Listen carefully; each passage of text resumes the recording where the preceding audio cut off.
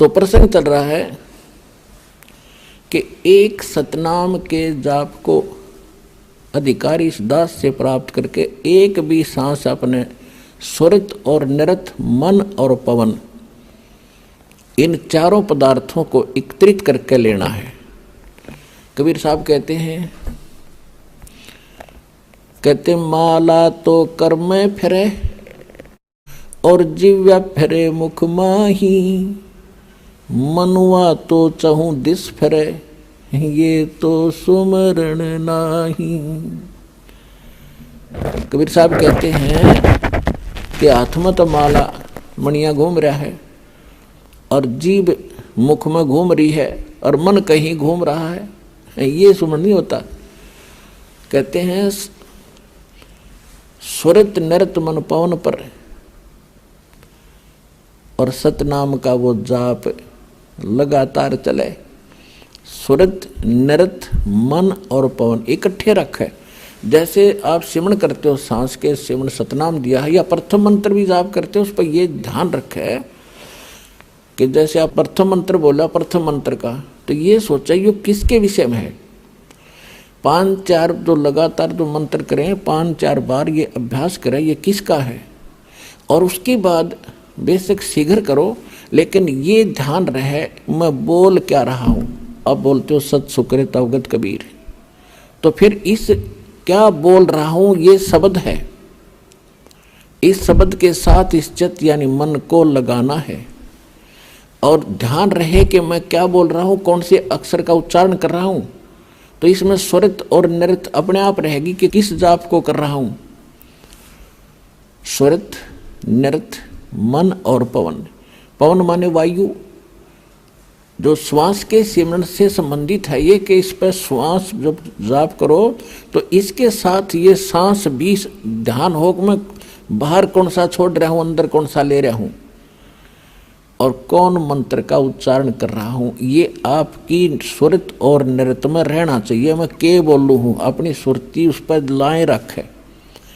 सुरती समझो आत्मा के कान हैं और नृत्य जो है आत्मा की आंखें हैं, ऐसा समझ कर दो। अब जैसे सुमन करते हो तो क्या मैं बाहर छोड़ रहा हूं, कौन से मंत्र का उच्चारण अपने आप होता, श्वास से महसूस होता मैं क्या बोल रहा हूं, उस पर ध्यान रहे अंदर क्या ले रहा हूं। तो ये सुमन बने आपका ध्यान कहीं और श्वास करें जाओ खेचम खेचा, इससे कोई लाभ नहीं।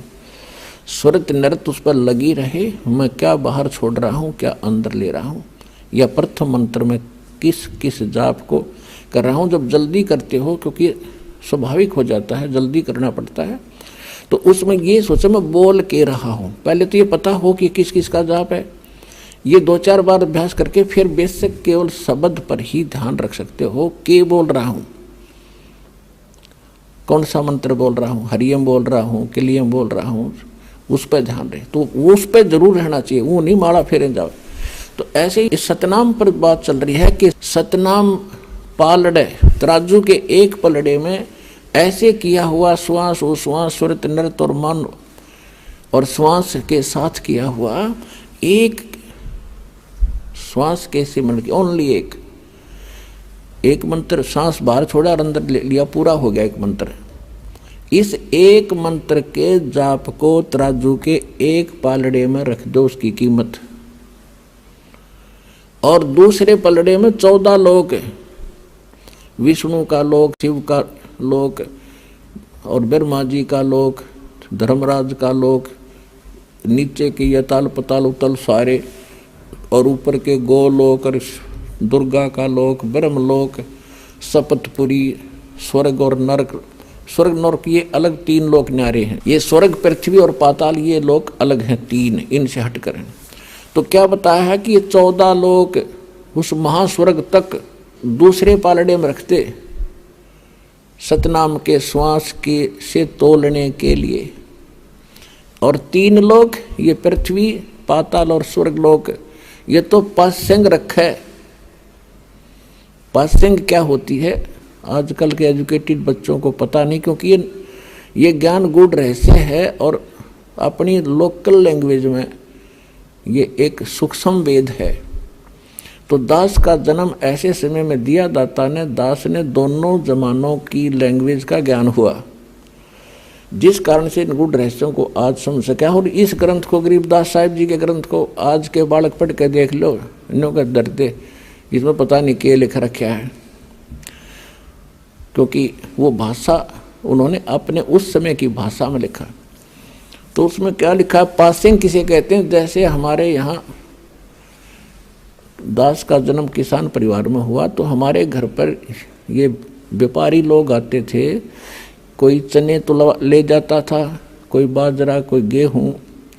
तो वो क्या करते थे, जब तोलते समय हमारे पिताजी कहते थे कि भाई लाला जी अपनी तराजू चेक करा पहले।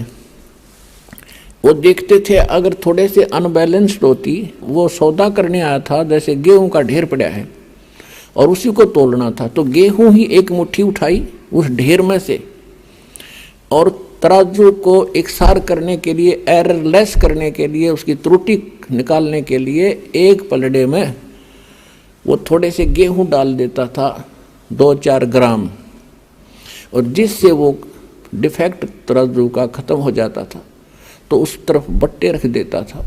और फिर उसके बाद वो सौदा कणक का तो घना था, वो पासिंग का तो कोई सौदे में अकाउंट है नहीं उस पासिंग का, तो जो रखे थे इतने गेहूं, तो ये पासिंग समझो। तो अब क्या बताते हैं गरीबदास जी, सतनाम पालड़े रंग होरी हो। सतनाम के 2 अक्षर हैं, वो तो स्पष्ट लिखा है वाणी में। सतनाम तो दास इसलिए बोल रहा है, इसको थोड़ा सा सार्वजनिक कम कर रहा हूं अभी, वैसे कर तो दिया तकरीबन। वो 2 अक्षर का नाम है, एक ओम और दूसरा वो तत् सांकेतिक है। कहते ये सतनाम है 2 अक्षर का, ये 2 अक्षर के नाम का जाप सतनाम कहलाता है।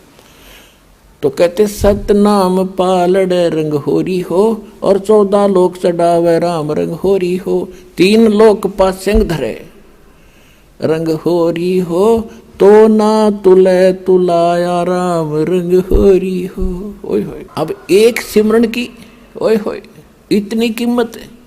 और परमात्मा खुद अपनी वाणी में बोलते हैं, कबीर कहता हूँ कहीं जात हूँ और कहूँ बजा के ढोल, श्वास जो खाली जात है ये 3 लोक का मोल।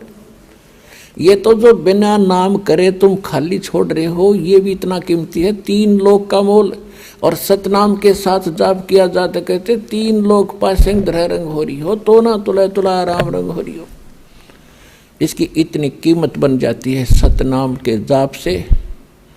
और फिर सारनाम, ओए होए, उसका तो कहना है कि आपके ऊपर जो परमात्मा ने रहम किया है उसका कोई एस्टीमेट लगाकर दास नहीं बता सकता, कितनी दया आपके ऊपर हुई है। यहाँ आना हंसी खेल है। आप देख लो हरियाणा के लोग कितने आ रहे हैं, और मध्य प्रदेश, उत्तर प्रदेश, राजस्थान, वहाँ से कैसे आ रहे हैं। तो कहते हैं अभी तक इन्होंने ज्ञान नहीं, या इनके इतने अच्छे संस्कार नहीं बने हैं जो यहाँ तक पहुँच सके। तो एक दिन ऐसा आवेगा, परमात्मा ने बोल रखा, पूरा विश्व ने ही ये ज्ञान स्वीकार करना ही पड़ेगा, और कोई विकल्प नहीं है, नहीं तो घने दुखी हो जाएंगे।